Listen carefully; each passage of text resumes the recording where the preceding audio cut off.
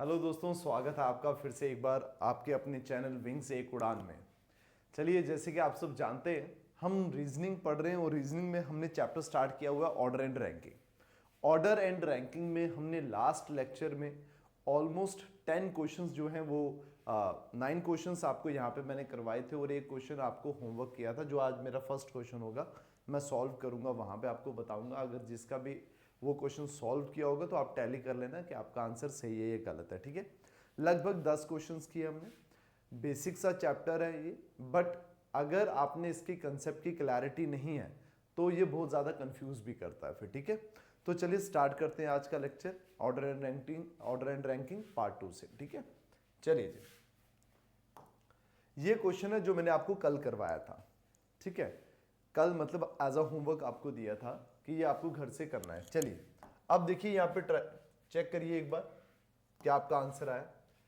In a row if A is 10th from left, एक row है, वहां पे जो ए की पोजीशन है वो क्या है, 10th है। वो क्या है, 10th है फ्रॉम लेफ्ट हैंड। ठीक है, ये आपको कलर दिख रहा होगा। चलिए मैं चेंज कर देता हूं, फिर भी ये ग्रीन रख लेता हूं। ठीक है, 10th है लेफ्ट से, और बी की जो पोजीशन है वो 9th फ्रॉम राइट हैंड है। जो बी की पोजीशन है वो 9th है from right hand. They interchange their positions. अब ये जो कंसेप्ट है ये इंटरचेंज का कंसेप्ट है। इंटरचेंज का मतलब याद रखिए, अब ये दोनों जब इंटरचेंज करेंगे तो ए की जो पोजीशन होगी वो चेंज होकर कहां पे बैठेगा, वो बी की पोजीशन में। तो ये ए की जो पोजीशन है वो अब किस पोजीशन पे जाकर बैठेगा, बी की पोजीशन पे। और जो बी है वो कहां पे बैठेगा, ए की पोजीशन में। अब इन दोनों ने याद रखिए पोजीशंस को इंटरचेंज किया है, मतलब बी जो है वो ए की पोजीशन में जाकर बैठ रहा है, जो ए है वो बी की पोजीशन में बैठ रहा है। ये दोनों की न्यू पोजीशन है, अपोस्ट्रोफेस वाली, ये दोनों की न्यू पोजीशंस हैं। लेकिन अब मुझे एक चीज बताइए, ये जो 9th पोजीशन है वो फ्रॉम राइट हैंड थी, यस बी की, तो इसका मतलब जो ए की न्यू पोजीशन होगी वो फ्रॉम राइट हैंड क्या होगी, 9th होगी। उसी तरह अगर मैं बोलूं फ्रॉम लेफ्ट हैंड, जो ए की पोजीशन थी वो क्या थी, 10th थी। तो अब जो बी की न्यू पोजीशन होगी फ्रॉम लेफ्ट हैंड वो क्या होगी, 10th होगी। समझ आ गया?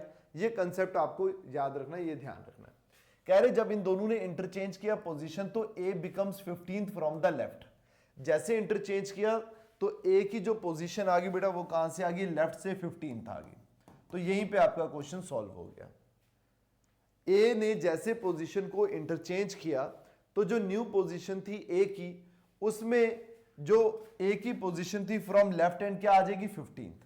अब आपको ये मैंने शायद कल आपको ये बताया था लास्ट वीडियो में कि भाई किसी भी पर्सन की अगर दोनों साइड से पोजीशंस पता है तो आप टोटल फाइंड कर सकते हैं कि भाई टोटल नंबर ऑफ स्टूडेंट्स कितने होंगे। ठीक है, तो यही क्वेश्चन है, how many students are there in the room, कितने स्टूडेंट्स हैं। तो बेटा ए की पोजीशन फ्रॉम राइट हैंड आपने फाइंड किया है क्या, 9th, और ए की पोजीशन जो आपको क्वेश्चन में ही गिवन है वो क्या है, 15th। तो 9 और 15 कितना हो गया, 24। और 24 में जब आप -1 करेंगे तो क्या आ जाएगा, 23। -1 इसलिए करेंगे क्योंकि ए की दोनों पोजीशंस आप काउंट कर रहे हो, 9th वाली भी 15th वाली भी। तो ए तो सिंगल पर्सन है, वो ए की पोजीशन ऑक्यूपाई करेगा, तो ये दोनों आप काउंट नहीं कर सकते। तो अब ये इसका आंसर क्या आ गया, 5, ठीक है, 24 और 23, ये बेटा इसका आंसर आ गया 23 इंटरचेंज करने के बाद। ठीक है, अब चलिए क्वेश्चन करिए नेक्स्ट, क्वेश्चन नंबर 2। वो होमवर्क था, ये आज आपका क्वेश्चन है, आज की क्लास का ये फर्स्ट क्वेश्चन है। ठीक है, चलिए। In a row if Rakesh is 19th from the left hand, जो राकेश की बेटा पोजीशन है, राकेश को मैं आर लिख रहा हूं, और राकेश की पोजीशन फ्रॉम लेफ्ट हैंड क्या है, 19th। और Manish is 21st from right hand, और जो मनीष को मैं लिख रहा हूं एम, और मनीष की जो पोजीशन है वो 21st है फ्रॉम राइट हैंड। अब बोला they interchange their position then Manish becomes 29th from the right hand. कह रहे अब दोनों ने इंटरचेंज किया, मतलब जो राकेश है वो मनीष की पोजीशन में जाकर बैठ गया, और जो मनीष है वो राकेश की पोजीशन में आकर बैठ गया।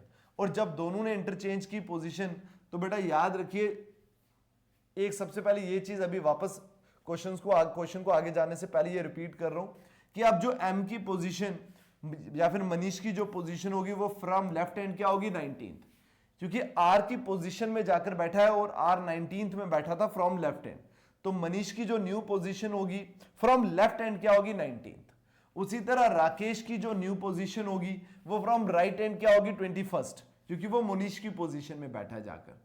ठीक है, तो अब बोला जब इन दोनों ने इंटरचेंज की पोजीशन, तो मनीष की जो पोजीशन है फ्रॉम राइट हैंड क्या आ गई 29th from the right hand. क्या आ गई बेटा 29th from the right hand. How many persons are there between Rakesh and Manish. अब चलिए ये बोल रहे हैं इन दोनों के बीच में बताइए कितने पर्सन होंगे। ठीक है, ये चलो ये क्वेश्चन अलग हो गया। इंटरचेंज में लगभग आपके तीन टाइप के क्वेश्चंस बनते हैं। एक जो हमने लास्ट क्वेश्चन अभी किया कि भाई टोटल नंबर ऑफ स्टूडेंट्स कितने होंगे इंटरचेंज करने के बाद, और दूसरा ये क्वेश्चन है कि भाई राकेश और मनीष के बीच में कितने पर्सन होंगे टोटल, ये आपने बताना, ये आपने बताना। तो मुझे एक चीज बताइए, ये बेटा बस यहाँ पे थोड़ा सा अगर आपका कंसेप्ट क्लियर होगा ना तो इजी रहेगा आपके लिए। देखिए ये राकेश की जो पोजीशन थी वो बेटा क्या थी 19th, और मुझे बताइए ये जो राकेश की पोजीशन जिस पोजीशन में जाकर बैठा वो क्या है 21st पोजीशन है, और वो किसकी पोजीशन है मनीष की, वो किसकी पोजीशन है मनीष की। ठीक है, उसी तरह मनीष की जो पोजीशन थी फ्रॉम राइट हैंड वो कितनी है बेटा 21st, और फ्रॉम राइट हैंड जब उसने न्यू पोजीशन अपनी बनाई तो वो कितनी थी 29। अब बेटा इस चीज को ध्यान से समझना कि अब ये जो राकेश की पोजीशन थी फ्रॉम लेफ्ट हैंड वो 19 थी, और इसी जगह की मान लीजिए ये एक चेयर है, उस चेयर पे राकेश बैठा था, पहले राकेश बैठा था मनीष बैठ रहा है, जो मर्जी बैठे, बट इस चेयर की जो पोजीशन थी वो क्या थी बेटा 19 थी तो रहेगी। अब मुझे बताइए जो इस चेयर की पोजीशन 19th है फ्रॉम लेफ्ट हैंड, और इसी चेयर की पोजीशन 29th है फ्रॉम राइट हैंड, फ्रॉम क्या है 29th है राइट हैंड। अब मुझे बताइए ये आ गया मनीष की पोजीशन एक्चुअल में जो गिवन थी 21st, और अब जो मनीष की ये 29th पोजीशन है वो एक्चुअल में कौन सी किसकी पोजीशन है, राकेश की तो पोजीशन है, वो राकेश की तो पोजीशन है। अब आपको एक्चुअल में राकेश की दो साइड से पोजीशन पता चल गई, लेफ्ट से भी और बेटा राइट से भी। तो जब लेफ्ट और राइट दोनों पता चल जाए टोटल आप फाइंड कर सकते हो। तो अदरवाइज आपको ये फाइंड करना है कि भी मनीष और राकेश के बीच में कितने पर्सन है, तो 29 में से जब 21 माइनस करोगे बेटा बचेगा पीछे 8, और 8 एक्चुअल में इन दोनों के बीच में पर्सन नहीं है। बिटवीन का मतलब ये होता है 21 के बाद ये आ गया 22, फिर आ गया 23, 24, 25, 26, 27, और ये बेटा कितना आ गया 28। तो ये कितना हो गया 4 और 3 7, ये होते हैं इन बिटवीन बैठना। लेकिन जैसे जब मैं 29 से 21st को माइनस करूंगा, फिर उसके बाद आएगा 8, और 8 में जब मैं -1 करूंगा तब इन दोनों के बिटवीन के जितने स्टूडेंट्स होंगे वो आ जाएंगे। तो वो बेटा कितने 7, तो आपका आंसर आएगा 7। ठीक है, आई होप आपको ये चीज समझ आई होगी। ठीक है, बिटवीन जब भी बेटा बताना है ना, एक बार अगर मैं फिर रिपीट कर देता हूं, ठीक है, बिटवीन जब भी आपको बताना है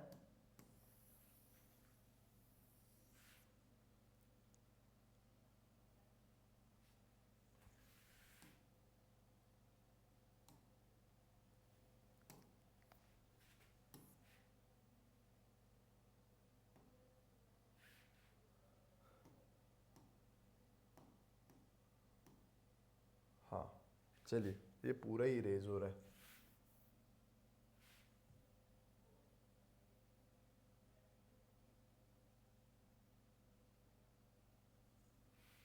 यही क्वेश्चन है। चलिए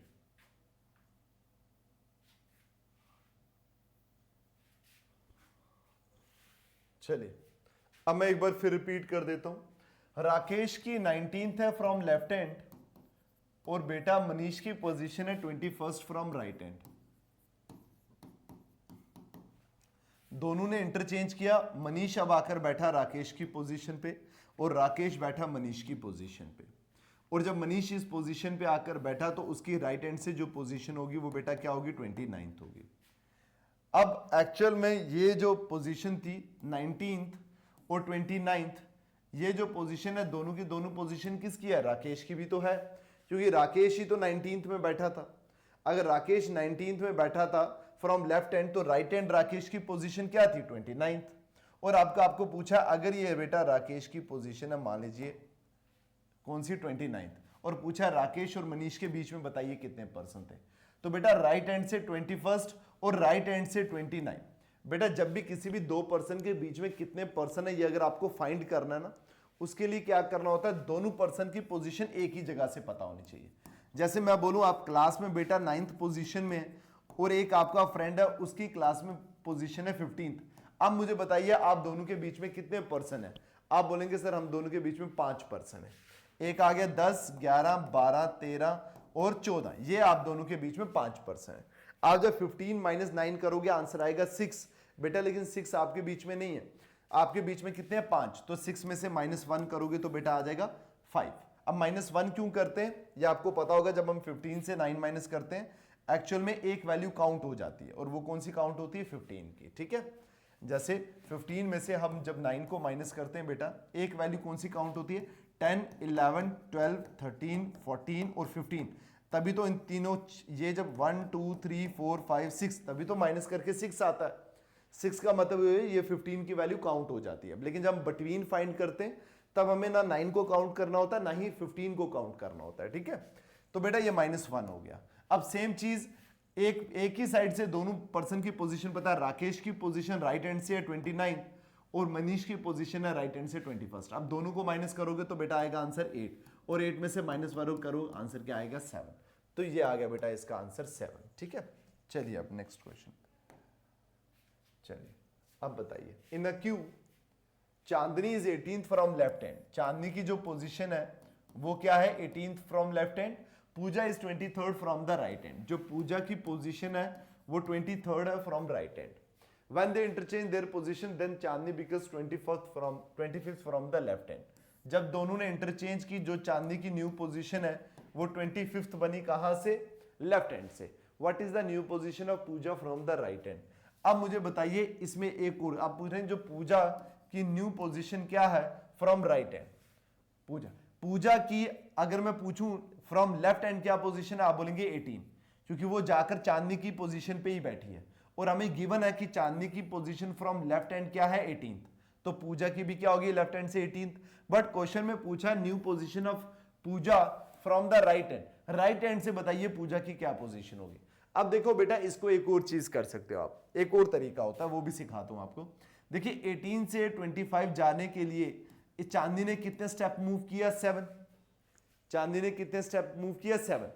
अब मुझे बताइए अगर चांदनी ने 7 स्टेप मूव किया है तो पूजा भी तो 7 स्टेप मूव करेगी।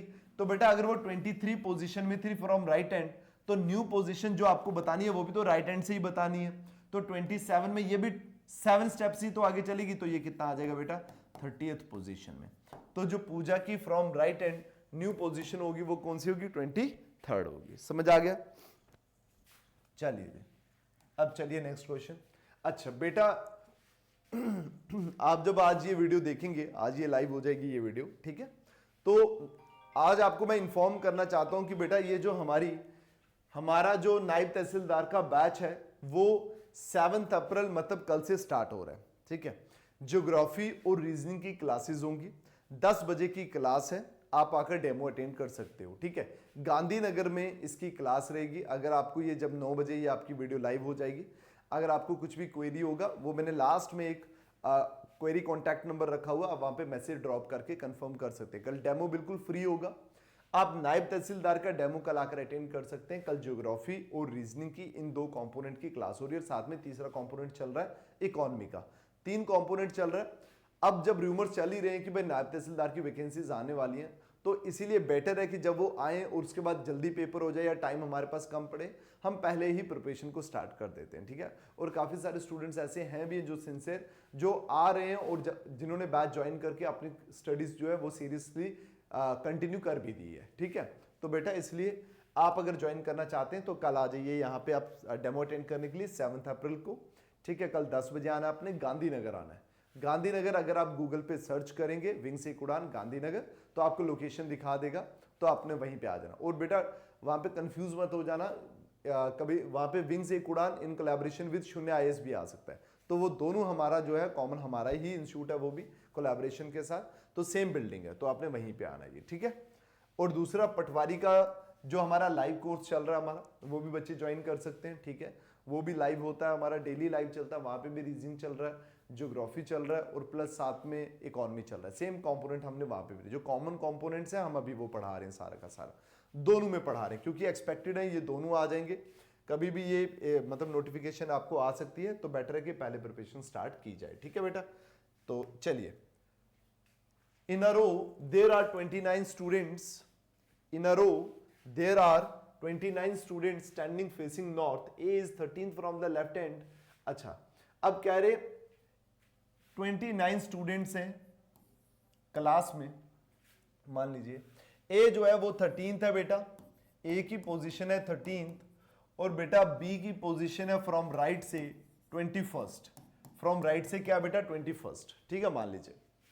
अब मुझे बताइए, अब कह रहे हैं how many students are there between A और बी के बीच में कितने पर्सन होंगे, ये आपने बताना। अब पहले मुझे एक चीज बताइए, ए और बी के बीच में मिनिमम ये पर्सन हो सकते हैं जीरो हो सकते हैं। मिनिमम कितने पर्सन हो सकते हैं? 0। अगर मैंने मान लिया कि मिनिमम 0 पर्सन है, तो मुझे बताइए क्लास में टोटल स्टूडेंट्स कितने होंगे। आप कहेंगे सर ए तक कितने होंगे 13, और फिर बी तक, लास्ट से बी तक कितने होंगे 21, तो ये बेटा कितने होंगे 34 स्टूडेंट्स। टोटल कितने स्टूडेंट्स होंगे 34। अगर मैं बोलूं कि ए के अगला पर्सन जो बैठा हुआ वो बी ही है, तो इसका मतलब इन दोनों के बीच में 0 पर्सन होंगे। तो मिनिमम क्या हो सकता है इन दोनों के बीच में 0 पर्सन, ये दोनों बिल्कुल साथ में बैठे होंगे। अगर ये दोनों साथ में बैठे हैं तो मुझे बताइए क्लास में स्टूडेंट्स कितने होंगे टोटल। आपने बोला ए तक 13 और लास्ट से लेकर बी तक 21, तो दोनों को मैं ऐड करूंगा 34। बट यहां पे गिवन है कि क्लास में जो स्टूडेंट्स हैं वो कितने हैं 29। इसका मतलब ये जो केस है ये ओवरलैप का केस होता है।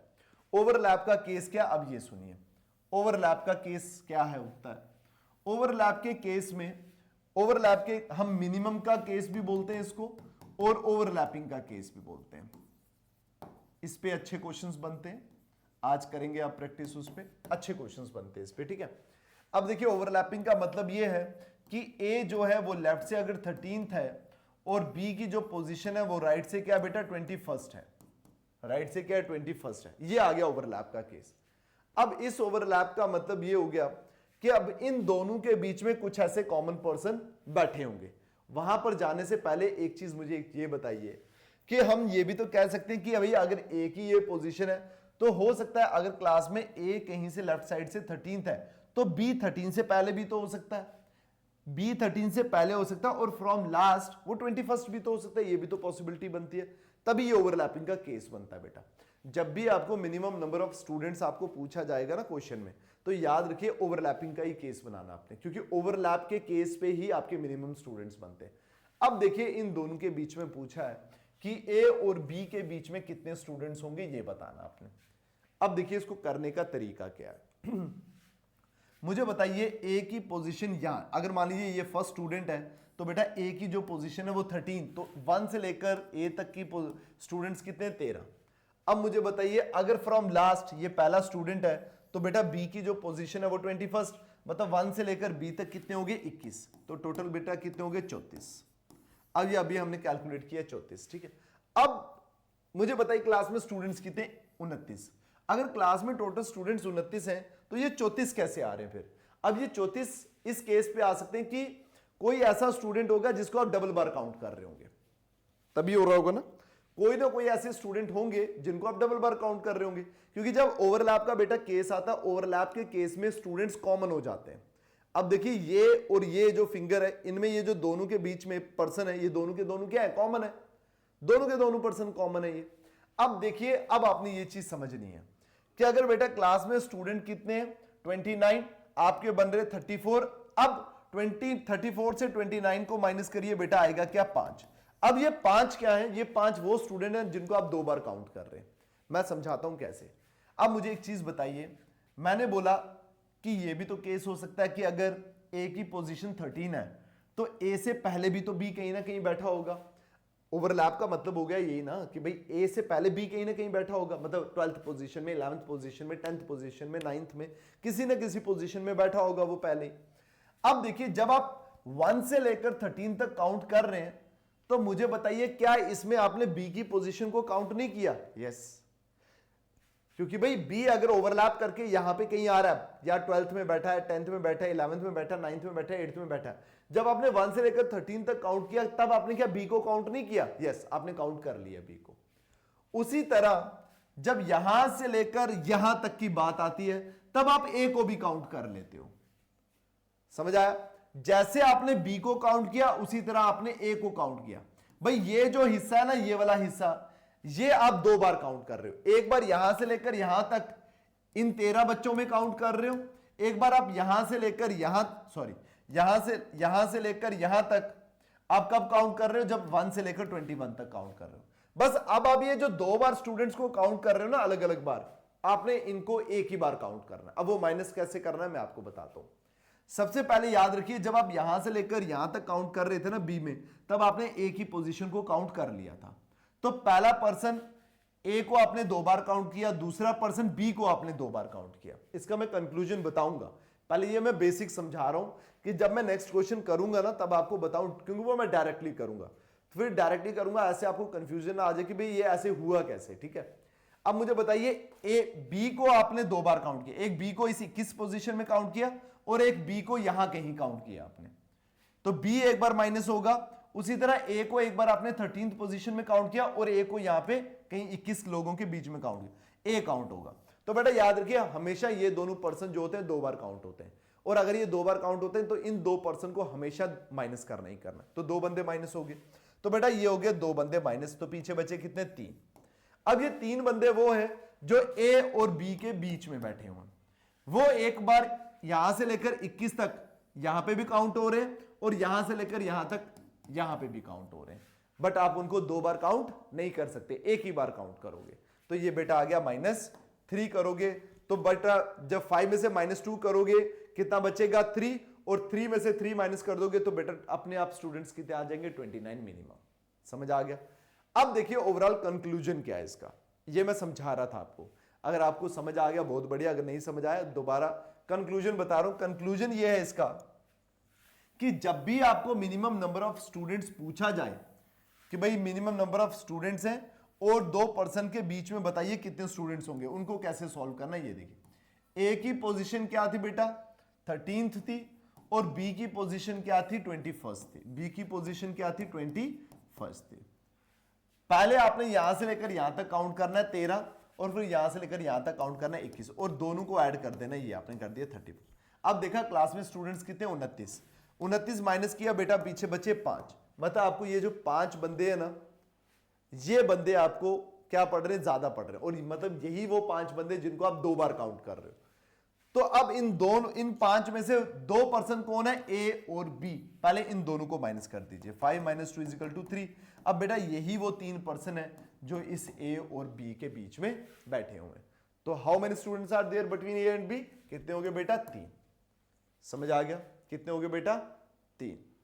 अब मान लीजिए क्वेश्चन सेम मैं यहीं पे कर रहा हूं, आपको एक और क्वेश्चन एग्जांपल देकर समझा रहा हूं, समझिएगा उसको,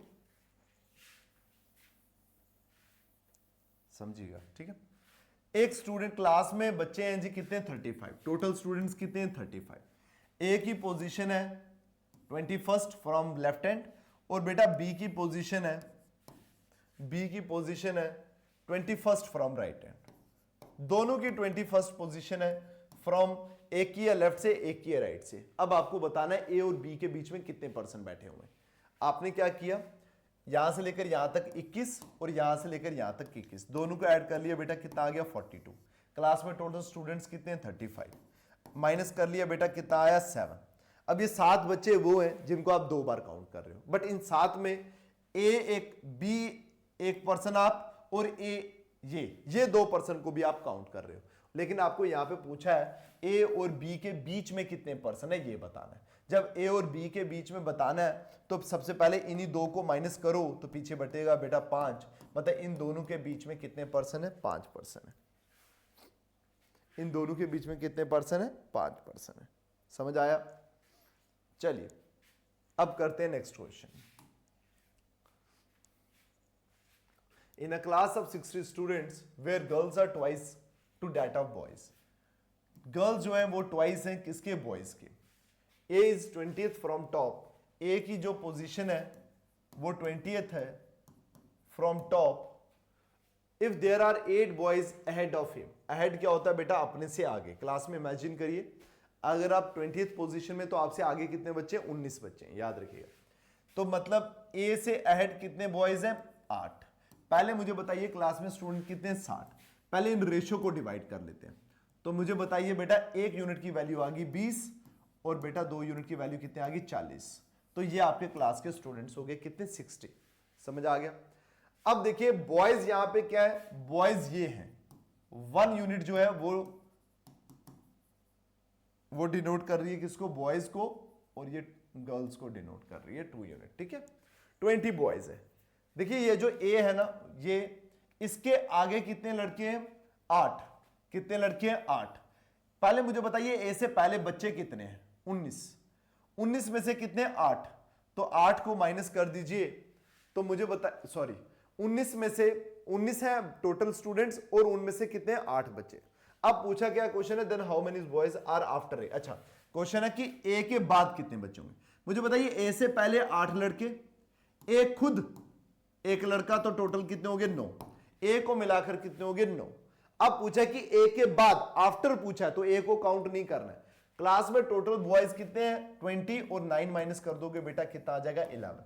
इसका मतलब क्लास में जो बॉयज होंगे वो कितने होंगे, ए के बाद 11। सिंपल है ये क्वेश्चन। ठीक है, करिए नेक्स्ट क्वेश्चन। बेटा हमारा विंग्स महापैक बैच, मैं हर वीडियो में ये मेंशन करता हूं, ये बहुत इंपॉर्टेंट बैच है ये। अगर आपने अभी तक इस बैच में एनरोल नहीं किया तो एक बार पहले इस बैच की जाकर वीडियोस, कुछ हमने डेमो वीडियोस ओपन रखी हैं, आप वहां पर जाकर चेक करिए कितने कोर्सेज हमने वहां पे लाइव किए हुए हैं। नायब तहसीलदार लाइव का कोर्स वहां पे लॉन्च है, पटवारी लाइव का कोर्स लॉन्च है, जेकेपीएसआई लाइव का, जेकेपीएसआई रिकॉर्डेड का, पटवारी रिकॉर्डेड का, नायब रिकॉर्डेड का। अगर आप जल्दी पढ़ना चाहते हैं तो रिकॉर्डेड क्लासेस से अपना सिलेबस जल्दी कवर कर सकते हैं। अगर आप आराम से लाइव क्लासेस के साथ पढ़ना चाहते हैं, फ्रेशर हैं, आप नहीं चाहते कि ज़्यादा बर्डन पड़े आपके ऊपर, आराम से क्लासेस के अकॉर्डिंगली चलें, तो आप वहाँ पे लाइव बैचेस को ज्वाइन करके आप डेली के लाइव क्लासेस देख सकते हैं। तो प्लस इसमें आपको टेस्ट सीरीज भी इंक्लूड है। तो बेटा बहुत इंपॉर्टेंट बैच है ये, क्योंकि एक ही बैच के अंदर, कॉम्बो के अंदर आपको सारे बैचेस मिलते हैं। जेकेपीएसआई का लाइव रिकॉर्डेड भी, नायब तहसीलदार का लाइव और रिकॉर्डेड भी, पटवारी का लाइव और रिकॉर्डेड भी, और साथ में जूनियर असिस्टेंट भी, और साथ में टेस्ट सीरीज भी इंक्लूड है बेटा इसके अंदर। तो बेटा इसकी जो कॉस्ट है 1999 है।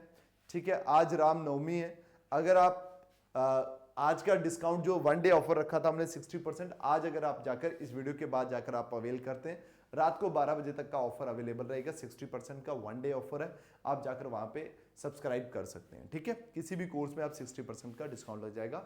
बस आपको जो कूपन यूज करना है वो कौन सा करना है, मेंशन भी हो जाएगा आपको नवमी। ठीक है, रामनवमी का आपको कूपन यूज करना।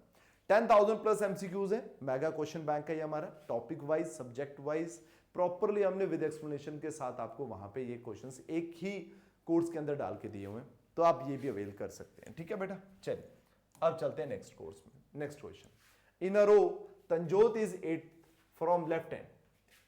तंजोत की जो पोजीशन है वो 8th है, वो बेटा 8th है from left hand, and Pallavi is 9th from right hand. चलिए पल्लवी इज व्हाट, अच्छा ठीक है। अब देखो मान लीजिए ये मैंने केस बना दिया, पल्लवी जो है वो कौन सी पोजीशन में है, 9th है from right hand. If only Mannu is, देखिए अब ये आ गया, ओनली मन्नू का मतलब क्या है कि इन दोनों के बीच में सिर्फ एक ही बच्चा बैठा हुआ और वो कौन है, मन्नू। तो ये ओनली मन्नू का मतलब यही है। Between the two then what could be the minimum number of persons. अब जब बेटा मिनिमम बोल दिया ना, तो आप पल्लवी को सामने नहीं बिठा सकते। जब भी आपको क्वेश्चन में मैक्सिमम बोला होगा, what could be the maximum number of students, तब हमेशा आपने दोनों स्टूडेंट्स को एक दूसरे के सामने बिठाना है। लेकिन जब भी आपको यह बोल दिया जाए कि मिनिमम नंबर ऑफ स्टूडेंट्स, तो कभी भी बेटा एस पोजीशन में नहीं, आपको ओवरलैप की पोजीशन में बिठाना है। तो पल्लवी को मैं यहां पे नहीं बिठा रहा, पल्लवी को मैं यहां पे बिठाऊंगा, और ये आगे जी पल्लवी, और पल्लवी कौन सी पोजीशन में है, 9th पोजीशन में आगे पल्लवी। ठीक है, और बोला इन दोनों के बीच में एक ही बच्चा बैठा हुआ है, और वो कौन है, मन्नू। और वो कौन है, मन्नू। चलो जी, एक ही बच्चा बैठा हुआ, कह रहे हैं then what could be the minimum number of persons in the row. अब मुझे बताइए, कह रहे हैं टोटल कितने होंगे। तो सिंपल है, अगर बेटा ये 8th में है तो मन्नू की जो पोजीशन होगी वो फ्रॉम लेफ्ट साइड क्या होगी, 7th, और मुझे बताइए लेफ्ट साइड से जो पल्लवी की पोजीशन होगी वो क्या होगी, 6th होगी। यही है ना, सिंपल। तो इसका मतलब अब पल्लवी की दोनों साइड से आपको पोजीशन पता है, लेफ्ट से है उसकी 6th, राइट से उसकी 9th, तो दोनों का ऐड कर लीजिए बेटा, कितना हो जाएगा 15, 15 में से -1 कर दीजिए बेटा, कितना हो जाएगा 14। कितना हो जाएगा बेटा 14। समझ आ गया। और दूसरा आप ये कर सकते हैं कि यहां से लेकर यहां तक कितने आ गए, 8 बच्चे, यहां से लेकर यहां तक कितने आ गए, 9 बच्चे, तो टोटल इनको करोगे कितना आ गया 17। अब आपको पता ओवरलैप में पर्सन्स जो होते हैं वो डबल बार काउंट होते हैं। सबसे पहले कौन सा पर्सन काउंट होता है डबल बार, एक ये वाला पर्सन और एक ये वाला पर्सन, इन दोनों को तो माइनस करो पहले, तो ये आ गए 15, और इन दोनों के बीच में जो मन्नू बैठा हुआ है वो भी 2 बार काउंट हो रहा है। मन्नू एक बार इस रो में काउंट हो रहा है और मन्नू एक बार इस रो में भी काउंट हो रहा है, तो माइनस करते हैं एक बार मन्नू को, तो पीछे कितना आ गया 14। दोनों कंसेप्ट डेवलप कर लो, जो आपको इजी लगे वही आएगा, जैसा आपको ठीक लगे उसके अकॉर्डिंगली आप क्वेश्चन को सॉल्व करें, ठीक। चलिए, कह रहे in a row Amit is 8th from left hand और Rupali then what could minimum करना है, मैं पहले ही बना देता हूं। अमित की जो पोजीशन है बेटा वो है 8th है फ्रॉम लेफ्ट हैंड, और बोला है Rupali is 9th from right hand, और रूपाली की जो पोजीशन है वो 9th है बेटा, क्या आ गई फ्रॉम राइट हैंड, 9th आ गई क्या, राइट हैंड, ठीक है। और रूपाली की जो पोजीशन है वो 9th। अब देखिए लास्ट क्वेश्चन और इस क्वेश्चन में डिफरेंस क्या है ये देखिए। अब बोला कि Rahul is sitting exactly between the to. इससे पिछले वाला जो क्वेश्चन था उसमें लिखा था ओनली मन्नू, तो पहले आपको क्लियर था कि भाई इन दोनों पर्सन के बीच में एक पर्सन बैठा, आपने सिंपल वो ड्रॉ कर लिया, तो वो आपके लिए इजी रहा। लेकिन अब बेटा इसमें ये नहीं बोला हुआ है इन्होंने, अब ये इसमें बोला है, अब इन्होंने इसमें बोला हुआ है कि भाई अमित और रूपाली के बीच में सेंटर में एग्जैक्टली कौन बैठा हुआ है, एग्जैक्टली बैठा हुआ है राहुल। तो याद रखिए एक केस तो आता है कि ये है अमित और ये एक कौन बैठा हुआ है, राहुल, इन दोनों के बीच में, और ये आगे जी रूपाली, यही एक केस बनेगा। लेकिन इसके साथ साथ एक और केस बनता है कि भाई एक पर्सन यहां बैठा हुआ है, ये राहुल बैठा हुआ है, तो मुझे बताइए रूपाली से जो राहुल की पोजीशन है वो क्या है, सेकंड राइट, और अमित की जो पोजीशन, अमित की पोजीशन से जो राहुल की पोजीशन क्या है वो भी सेकंड लेफ्ट, मतलब एग्जैक्टली दोनों के सेंटर में बैठा हो। उसी तरह राहुल के लेफ्ट में अगर 2 पर्सन आ जाए ये भी तो केस बनता है। तो अब इन दोनों के बीच में बेटा बहुत सारे केसेस बन जाते हैं। लेकिन जब आपको मिनिमम पूछ लिया तो आपको ये कोशिश करनी है कि आपको इन दोनों के बीच में मिनिमम नंबर ऑफ स्टूडेंट्स, मतलब टोटल जो स्टूडेंट्स होने चाहिए वो कितने होने चाहिए, मिनिमम। अब मिनिमम कैसे बिठाना है ये देखिए। इससे पहले मुझे एक चीज बताइए, अगर ए एक स्टूडेंट है इस साइड से और बी एक स्टूडेंट है इस साइड से, मैं बोलूं कि बेटा मुझे बताओ मैक्सिमम नंबर ऑफ स्टूडेंट्स कितने हो सकते हैं इन दोनों के बीच में। आप करोगे सर इन दोनों के बीच में हमें पता ही नहीं है, 10 भी रख सकते हैं, 100 भी रख सकते हैं, 1000 भी रख सकते हैं, तो बेटा अनलिमिटेड, मतलब नॉट डिफाइंड, जितने भी मैक्सिमम कर सकते हैं ना। तो इसका मतलब है हमें ए और बी को जितना दूर करेंगे उतने मैक्सिमम हो जाएंगे। ये जितना दूर करेंगे, जब 10 बच्चे थे तब भी दूर हुए, 100 पे और दूर हो गए, 1000 पे और दूर हो गए। ये जितना दोनों दूर बैठेंगे उतने मैक्सिमम नंबर ऑफ स्टूडेंट्स बन जाएंगे। अब आ जाइए मिनिमम में। मिनिमम के केस में मुझे एक चीज बताइए क्या होगा। अब बेटा जब ये ओवरलैप कर रहे हैं तो मुझे बताइए, अब ये जितना ओवरलैप करके एक दूसरे के दूर बैठेंगे उतने नंबर ऑफ स्टूडेंट्स कॉमन बनेंगे इन दोनों के बीच में, और जितने नंबर ऑफ स्टूडेंट्स कॉमन बनेंगे उतने ही मिनिमम नंबर ऑफ स्टूडेंट्स रो में बैठेंगे, क्योंकि उतने ही वैल्यू को आप माइनस करोगे। इसका मतलब ये हो गया इन दोनों को जितना आप मैक्स टू मैक्स दूर लेकर जा सकते हो उतना आपको दूर बिठाना है। अब देखो बेटा, अगर फ्रॉम लेफ्ट अमित की पोजीशन है 8th, तो मान लीजिए फ्रॉम राइट रूपाली की जो पोजीशन आ गई वो कौन सी आ गई, फर्स्ट। रूपाली की पोजीशन क्या आ गई, फर्स्ट। फ्रॉम लेफ्ट मान लीजिए फर्स्ट आ गया, राइट से तो वो 9th पोजीशन में। अब बेटा यही हो सकता है ना, इससे दूर तो मैं लेकर जा ही नहीं सकता रूपाली को। अगर अमित 8th में है तो रूपाली फर्स्ट आ सकती है, फर्स्ट से पीछे मैं रूपाली को लेकर जा ही नहीं सकता। तो मैक्स टू मैक्स ये मेरी लिमिट आ गई, मैक्स टू मैक्स क्या लिमिट आ गई। अब मुझे बताइए इन दोनों के बीच में कितने पर्सन होंगे। आप बोलेंगे सर 8 - 1 इजिकल टू कितना आ गया, 7। तो क्या इन दोनों के बीच में 7 लोग हैं, नहीं, इन दोनों के बीच में 6 लोग हैं, क्योंकि जब आप इन दोनों को माइनस करते हैं एक वैल्यू काउंट होती है। ये बार बार इसलिए बोल रहा हूं, आधे ये चीज मेरे बोलने पे कंफ्यूज भी हो जाते हैं, बट अगर आप ध्यान से सोचोगे ये बार बार क्यों बोल रहा हूं, तो तब आपको ये कभी भी क्वेश्चन में प्रॉब्लम नहीं आएगी, ठीक है। अब देखिए इन दोनों के बीच में पर्सन कितने हैं वो काउंट करिए, second, third, fourth, fifth, six, seven, कितने पर्सन हो गए, 3 और 3 6। जब आप बेटा माइनस करते हो ना 8 माइनस 1, तो याद रखिए एक वैल्यू काउंट हो जाती है। अब वो 8 वाली काउंट है या 1 वाली काउंट होती है वो आपको देखना, वहां पे चेक करिएगा। अदरवाइज अब आपको जब माइनस करने के बाद एक और बार -1 करना होता है। तो मुझे बताइए 8 माइनस 1 इजकल टू 7, 7 में -1 करोगे तो बेटा एक्चुअल में रूपाली और अमित के बीच में कितने लोग बैठे हैं, 6। मुझे बताइए अगर 6 लोग बैठे हैं तो क्या रूपाली को मैं एग्जैक्ट सेंटर में बिठा सकता हूं, नहीं बिठा सकता। क्यों? क्योंकि अब ये बेटा इवन नंबर है, इवन नंबर में 3 इस तरफ 3 इस तरफ। अगर मैंने रूपाली को 4th पोजीशन में बिठा दिया तो ये एग्जैक्टली मिडिल में नहीं होगी, क्योंकि रूपाली के लेफ्ट में 2 हो जाएंगे, राइट में 3 हो जाएंगे। इसका मतलब ये हुआ कि बेटा 2 पर्सन के बीच में जब ऑड नंबर ऑफ स्टूडेंट्स होंगे ना, तभी किसी पर्सन को हम एग्जैक्टली सेंटर में बिठा सकते हैं। मतलब अगर 3 स्टूडेंट है, ये राहुल सेंटर में आ जाएगा, एक इधर एक इधर। 5 स्टूडेंट है, राहुल इधर आ जाएगा, 2 इधर 2 इधर। 7 स्टूडेंट है, राहुल सेंटर में आ जाएगा, 3 इधर और 3 इधर। यही तो केस बनेगा। मतलब अगर 2 पर्सन के बीच में कितने स्टूडेंट्स होने चाहिए, ऑड नंबर ऑफ स्टूडेंट्स होने चाहिए, तो फिर आप क्या कर सकते हैं, किसी भी पर्सन को सेंटर में बिठा सकते हैं। अब मुझे बताइए इसका मतलब यह हुआ कि आप रूपाली को फर्स्ट पोजीशन में नहीं बिठा सकते। फिर फर्स्ट में नहीं बिठा सकते तो बेटा रूपाली को किस पोजीशन में बिठाओगे, आप रूपाली को बिठाओगे सेकंड पोजीशन में। सेकंड पोजीशन, मान लीजिए रूपाली बैठ गई सेकंड पोजीशन। अब ये बैठी रूपाली सेकंड पोजीशन। अगर बेटा रूपाली सेकंड पोजीशन में from left hand, right hand से तो रूपाली 9th पोजीशन। तो मुझे बताइए इन दोनों के बीच में पर्सन कितने, 8 माइनस 2 इजिकल टू 6 और 6 माइनस 1 इजिकल टू 5। अब हम राहुल को एग्जैक्टली बीच में बिठा सकते हैं। अब हम राहुल को एग्जैक्टली बीच में, क्योंकि अब बैठेगा सेंटर में राहुल, और राहुल के इस पार भी 2 बंदे, इस पार भी 2 बंदे। याद रखिए दोनों पर्सन के बीच में ऑड नंबर ऑफ जब स्टूडेंट्स होंगे तब आप एग्जैक्टली सेंटर में किसी को प्लेस कर सकते हैं। ठीक है, अब बोल रहे हैं कि बताइए then what could be the minimum number of students, number of persons in the row.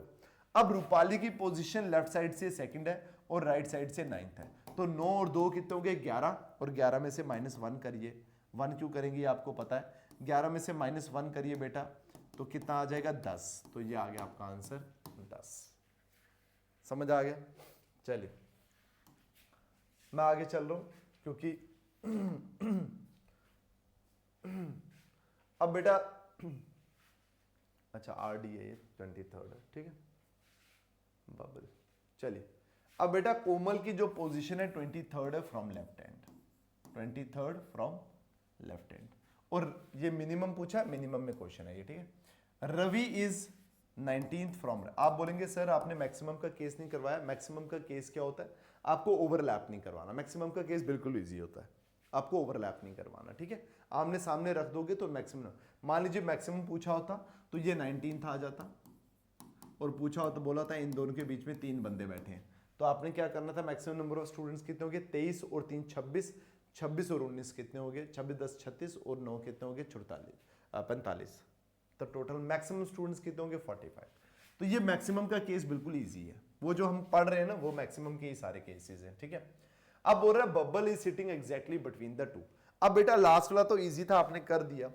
अब याद रखिए अब आपको 19th को बिठाना है, जितना ये कौन था, ये के थी और ये आ गया आर रवि, और बबल को सेंटर में एग्जैक्टली।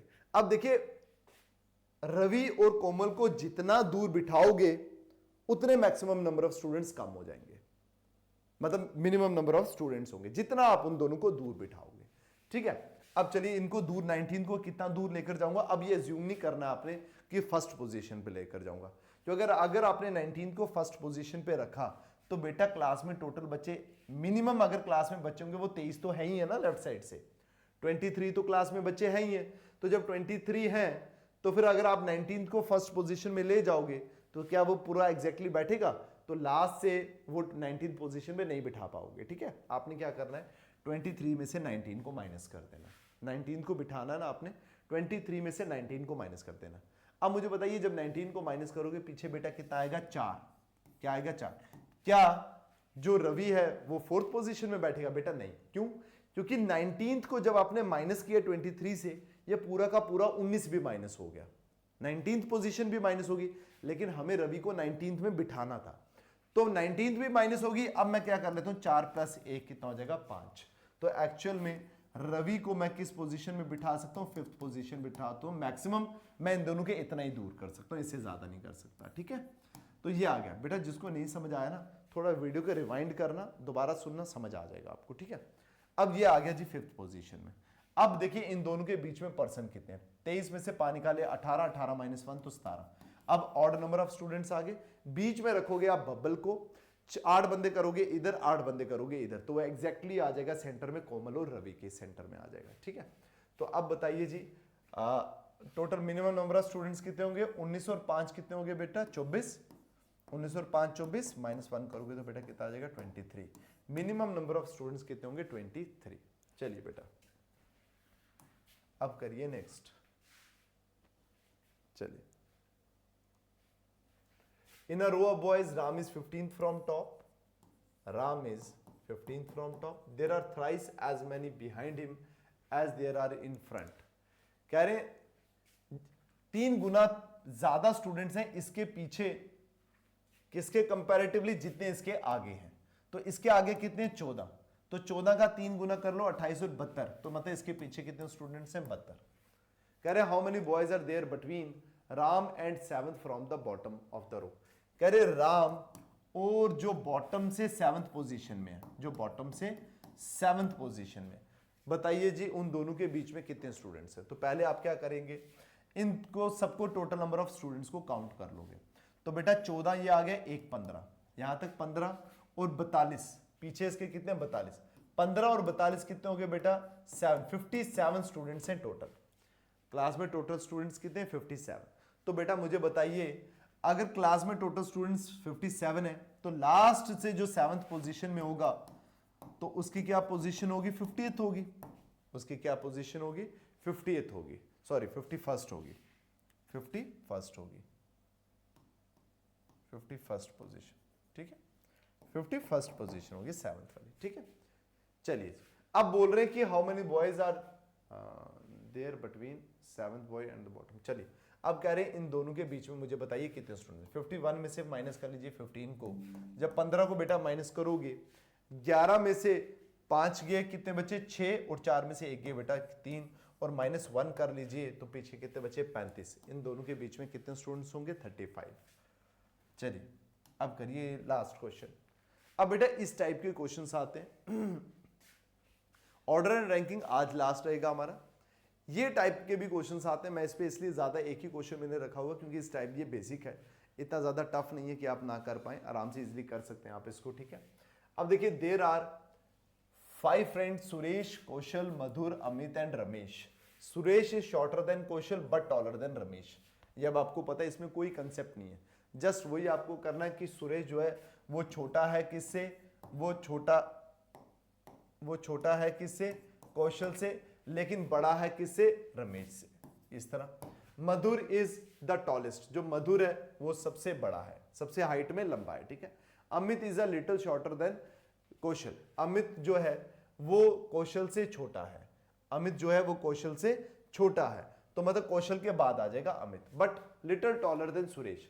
इसका मतलब जो अमित है वो इससे बड़ा है लेकिन वो कौशल से छोटा है। If they stand in the order of their Heights who will be the shortest, तो बेटा शॉर्टेस्ट कौन है, रमेश, क्योंकि सबसे बड़ा कौन था, टॉलेस्ट कौन था, मधुर, तो ये आ गया बेटा रमेश आंसर। शॉर्टेस्ट कौन आ गया, रमेश। तो ये सिंपल क्वेश्चंस हैं, आप इसको अपने एंड पे ट्राई करिएगा, आपको ये सॉल्व हो जाएंगे, इतना ज्यादा इस पे कुछ है भी नहीं है।